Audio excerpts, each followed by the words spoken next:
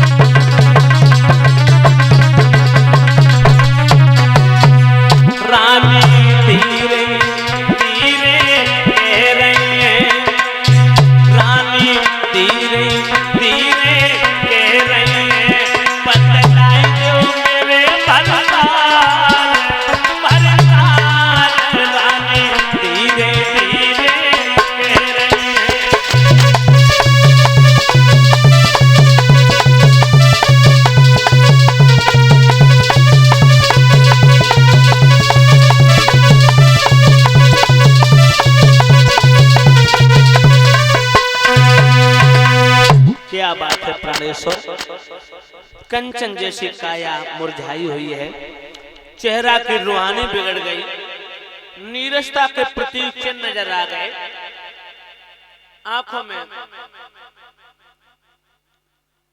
आंसू देख करके मेरा हृदय विदीर्ण हो रहा है। क्या कारण है?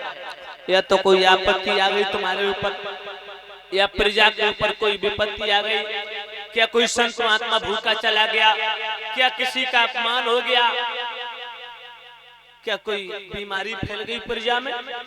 परीक्षित उसी समय राजा हरिश्चंद्र ने आंखों में आंसू भर के जवाब दिया, हे प्राण प्रिय, एक महात्मा आए, उस महात्मा ने अपनी कन्या के विवाह के चक्कर में कुंजी लगाम का संकल्प करवा लिया, और कुंजी लगाम के संकल्प में जर जनता, जमीन, राजपाट, धन दौलत, माल खजाना, पुत्र पत्नी।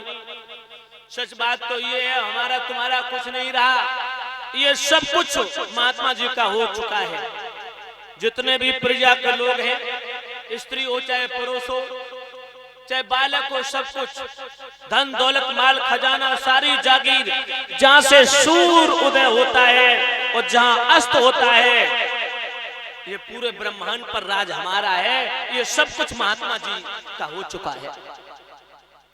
अब परीक्षित जी, रानी ने जो इतने शब्द सुने, अपने पिया के आंखों के आंसू पहुंचे, और एक ही पल में अपने आंखों के आंसू भी सुखा दिए। बोली, प्राणनाथ हो, संत महात्माओं का भेष परमात्मा का भेष होता है। अरे महात्मा जी ने आकर के राजपाट ले लिया तो क्या इसमें कोई गंभीरता का विषय थोड़ी है? अरे हम तुम तीनों प्राणी है ना, बिक जाएंगे तीनों प्राणी, महात्मा जी का ऋण चुका देंगे। राजा बोले, सारे ब्रह्मांड पर राज हमारा है, हमने सारे ब्रह्मांड के प्रजा के लोगों के ऊपर कर वसूला है। सच बात तो यह है, देवी बिकने के लिए तो तैयार हैं हम तीनों प्राणी, लेकिन हम तुम तीनों को खरीदेगा कौन? धन्य ऐसी देवी को परीक्षित जी क्या जवाब देती है कि आप मुझे बेच लो। आजकल की कोई औरत कहेगी कोई आपत्ति आ जाए पति के ऊपर, यहाँ तक अपने गहने भी छुपा लेती है कि तुम मरो जूझो, लेकिन मैं अपने गले को हार नहीं बेचूंगी, हाँ मैं झुमकी नहीं बेचूंगी। कोई आपत्ति विपत्ति आ जाए तो पत्नी तो बिकना दूर है, अपने जेवरात भी छुपा लेती है। पता चल जाए कि आए पति के ऊपर कोई आपत्ति है, कहूँ जेवरात पे, कहूँ जेवर पे नौबत ना आ जाए तो कहूँ मायके रखे आए। परीक्षित जी लेकर रानी ने क्या जवाब दिया, पिया मुझे बेच लो। राजा बोले सच में तुम बिकने को तैयार हो? बोले महाराज कैसी बातें करते हो आप? अरे जिस दिन पिताजी ने शादी की थी तुम्हारे साथ में, उस दिन से मेरा तन आपके चरणों में समर्पित कर दिया था। और महाराज बेचने की बात छोड़ो कि इस तन पे है अधिकार तुम्हें, चाहे जैसी दशा बनाई थी जो बेचने की है का बड़ी बात टुकड़े टुकड़े लगाई थी।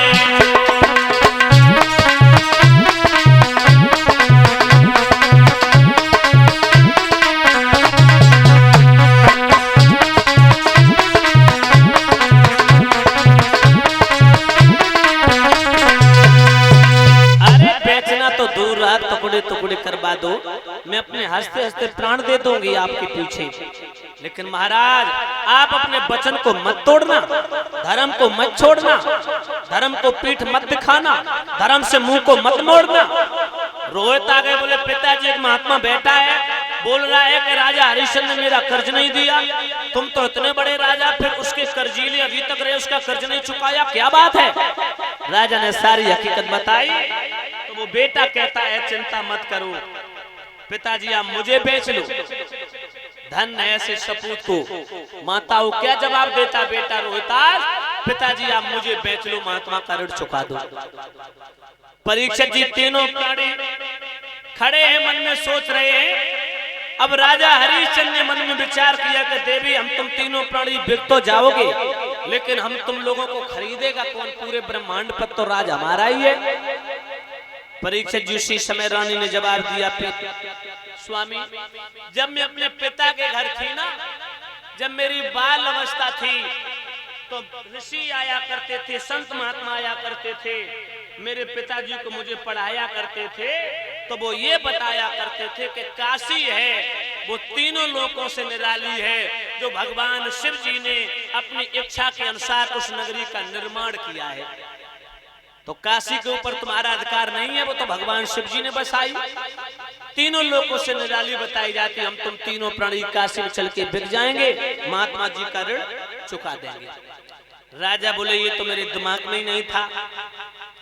ध्यान रखना भगवत श्रोताओं, सुखदेव जी ने कहा परीक्षित तीनों प्राणी चले हैं, राज दरबार में पहुंचे जहां विश्वामित्र सिंहासन पर विराजमान है। राजा हाथ जोड़ करके बोले महात्मन हम तीनों प्राणी बिकने के लिए तैयार खड़े हैं, काशी में चल के मुझे बेच लो, अपना ऋण ले लो जो हमारे ऊपर आपका कर्ज रखा है, 60 भार सोना।